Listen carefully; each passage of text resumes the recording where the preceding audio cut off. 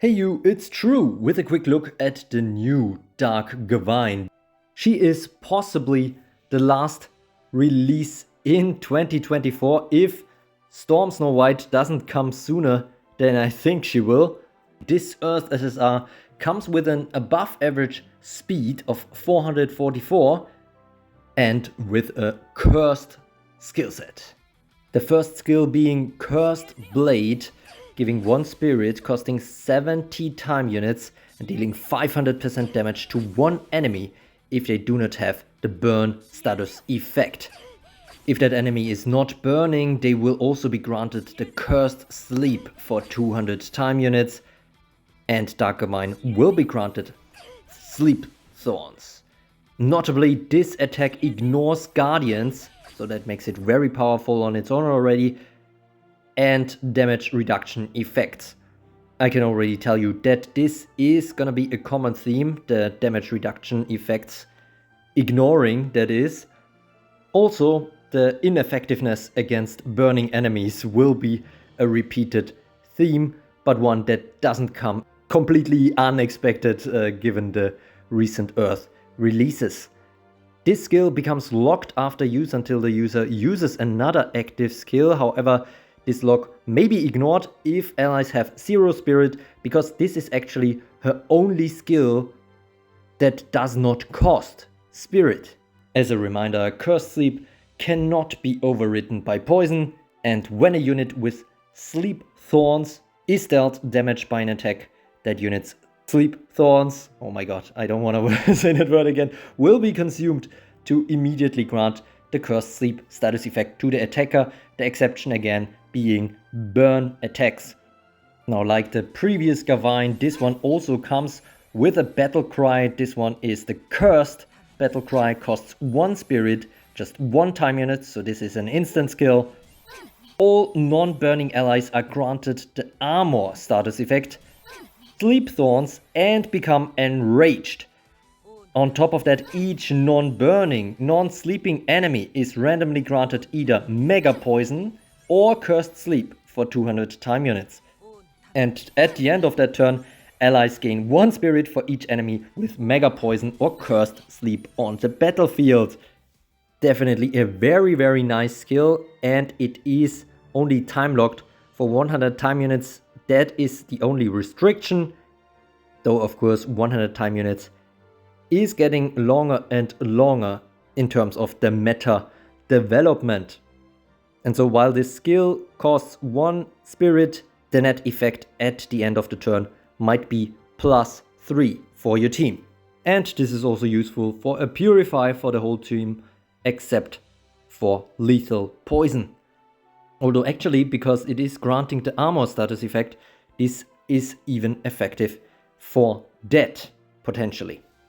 And then this Gawain also comes with a Helioz Slash, and of course it is the Cursed Helioz Slash. Also 1 spirit, cost 70 time units, so much cheaper already than the previous Helioz Slash from 2 years ago. 500% damage to 2 enemies. Again, if they do not have the status effect Burn. As I already said, this one also ignores damage reduction effects, and it also ignores stealth.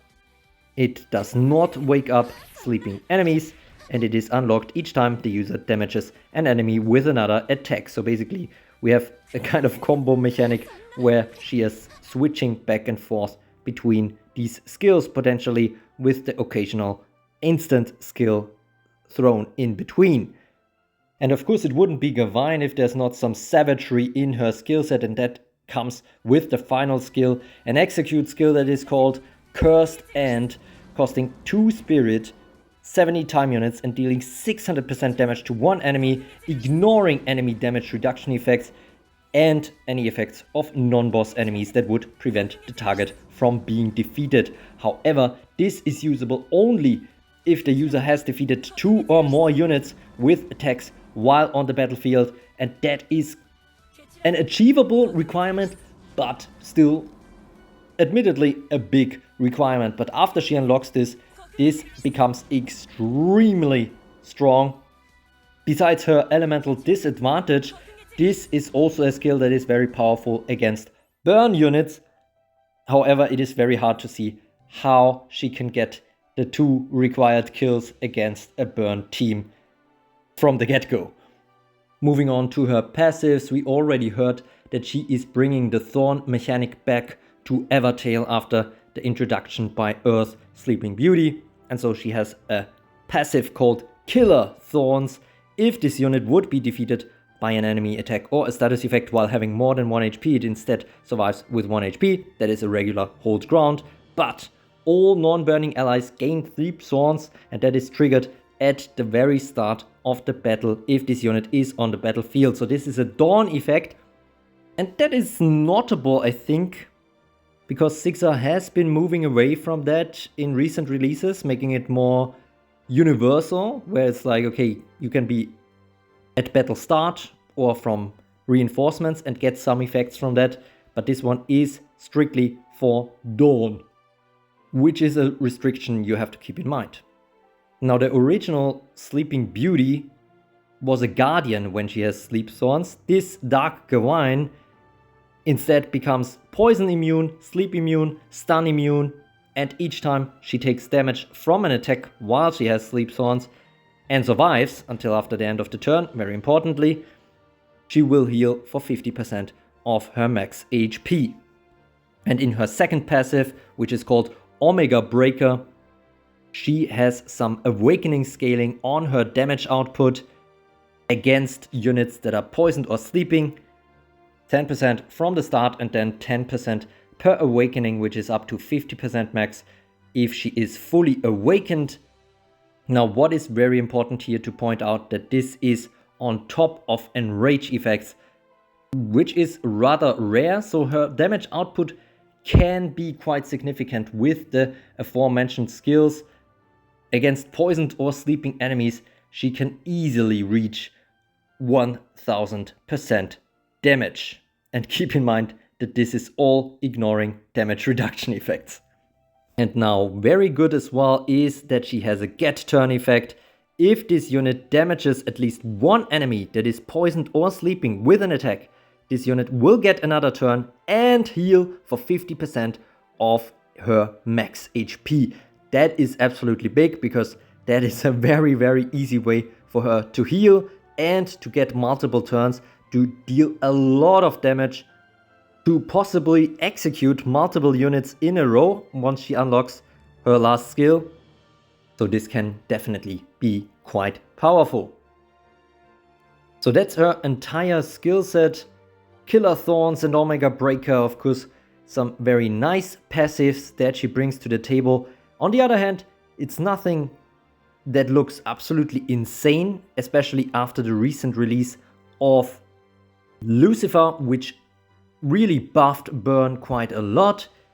And it is very important to point out that against the Burning team, she is a bit in a bad spot. I mean, yes, with the help of other strong water sleep units, she could do some good stuff as well, given that she can attack sleeping enemies.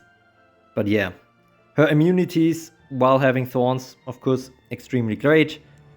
Her damage output should be very good as well.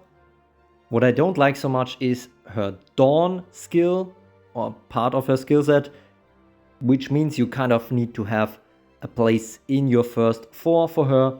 Her speed is slightly above average with 444, but that's still slower than many other starters. Then again, the kind of sleep thorns straight from the start can, of course, be a very nice touch, especially if you're not running into any or many burn teams.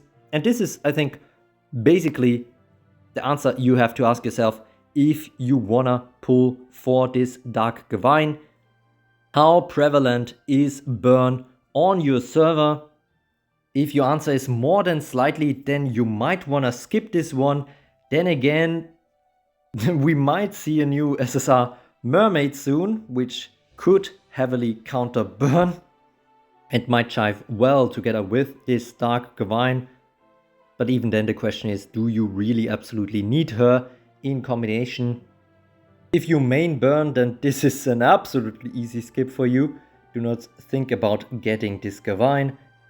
And even if you are thinking about getting this Gawain, I would recommend to wait for the next lucky fountain. On the one hand, for the rewards, as always, but on the other hand, because maybe we will see a New Year's character this time, which might influence your decision on this pull as well.